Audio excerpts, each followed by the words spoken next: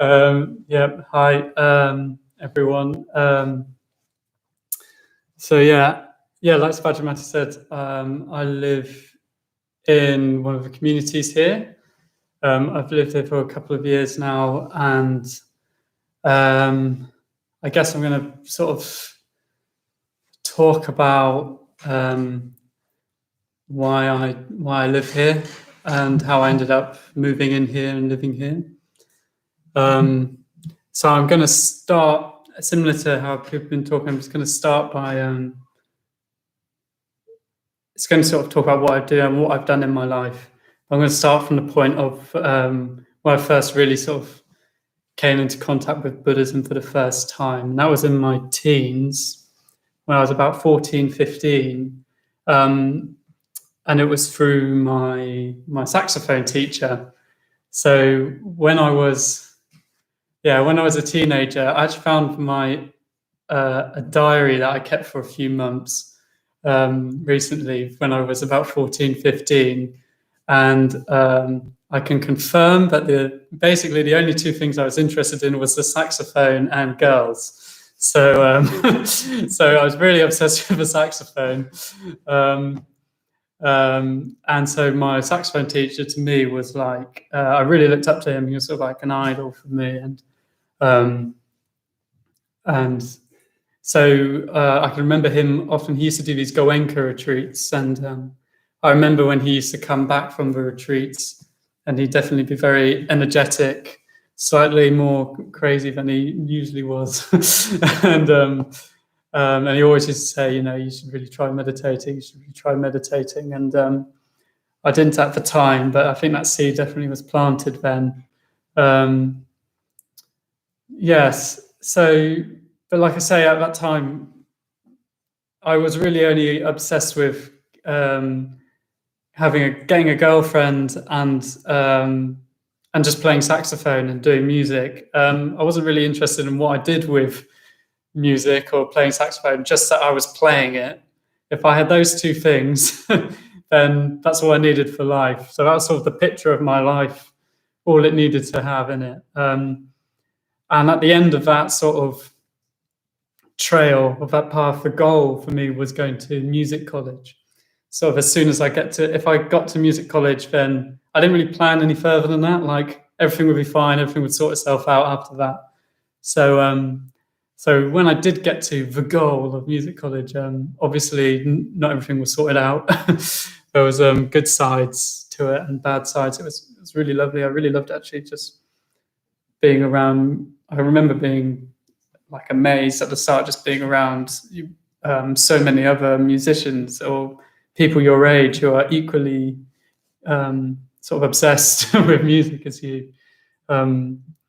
So, but obviously, came a bit like what Max was talking about with his drama school. You're also comparing yourself with all these super talented people, and it brought up lots of strains as well. And at this period, so this is from about 18, aged 18, I started doing my first music tours as well. And this was sort of the time where that picture I had, where it didn't really matter what I was doing as long as I had a girlfriend and was playing saxophone. The picture changed a bit, and doing tours and things, suddenly the picture of sort of like fame and fortune, I think, sort of snuck into the picture as well. And it seemed to be whenever I was on these tours with different bands, the focus moved away from the creative aspect of music to sort of getting the band bigger. You sort of do all these performances, but it's the same show every night, same 15 songs, same hour of music. And so the creativity of it sort of goes away. And once you sort of feel, one time the band's got this following, then it gets bigger, suddenly it gets quite sort of addictive almost. And what I noticed with all the bands that I've been toured with is it's always just around the corner is fame and fortune. It's like, this year we're doing this venue to this number of people and we're getting paid this amount of money, but next year, once the next EP's out, then there's going to be loads more following and the big gigs are going to get bigger. and just around the corner. And the tours are great fun, and I still do it. I still really enjoy it. There's something about going around in a beat up old red van, driving around Europe or something. It's like an adventure at times, and you're meeting lots of exciting people, and you're meeting lots of musicians as well, but from all over the world.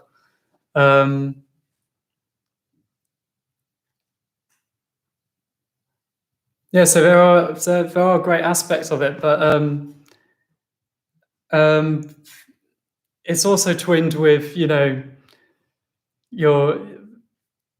that sort of what's in my picture, the fame and fortune picture, is sort of like what you see on social media. So you see the bands, you see the selfie with hundreds of people in the background, and you sort of you end up making a life that you want people to think you've had, and all the bands like, look how popular we are, look how much fun we're always having on these tours.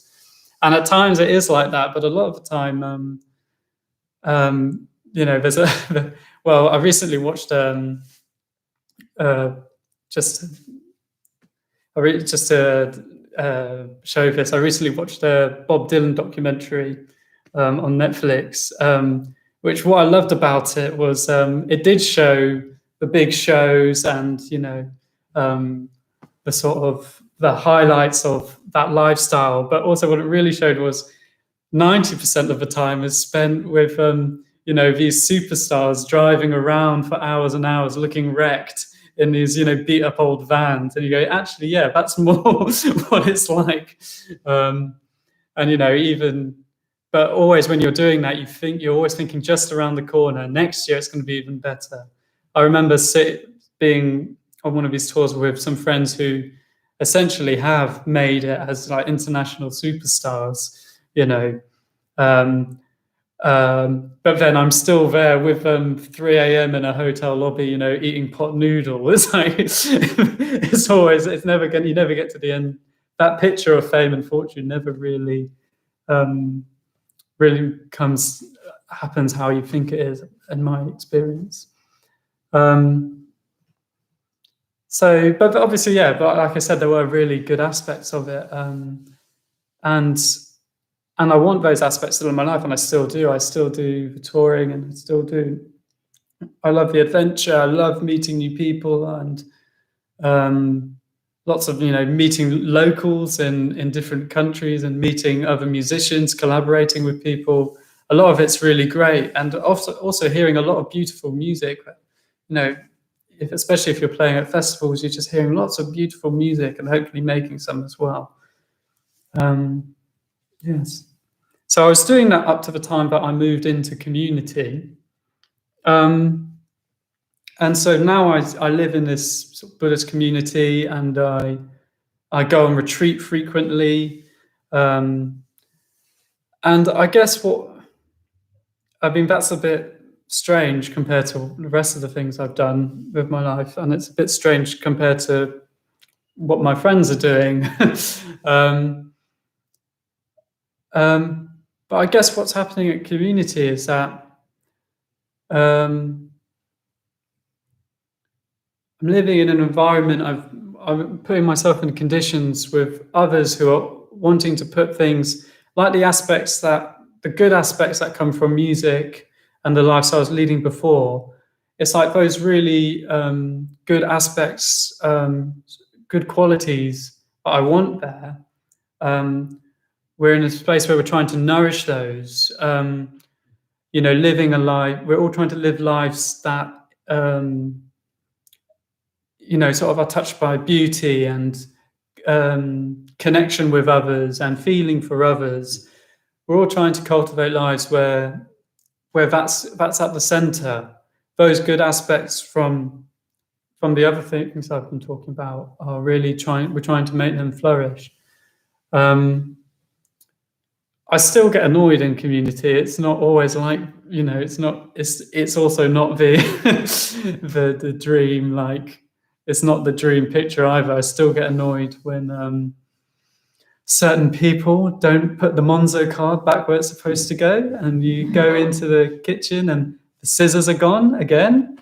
Like, so it's still, it's still people. But hopefully, but when I say hopefully, what I've found is that, in my experience, by having that at the core of my life, literally at the center of my life, where I live, where, practicing the Dharma with people, it begins to trickle out into the other areas of my life. So, I'm still doing music, I'm still going on, living that lifestyle quite a lot, and teaching a lot now and things like that. But those aspects, but having my practice and sort of what I'm doing in community at the center of my life, means that those qualities, the good qualities, or the adventure, the connection with people, that comes out more from, it trickles down into those areas more. Whereas if, before that, if I've got my picture being, the center of my life being going on tour or being a working musician, it comes with all of the rest of it. It's not just the good aspects. So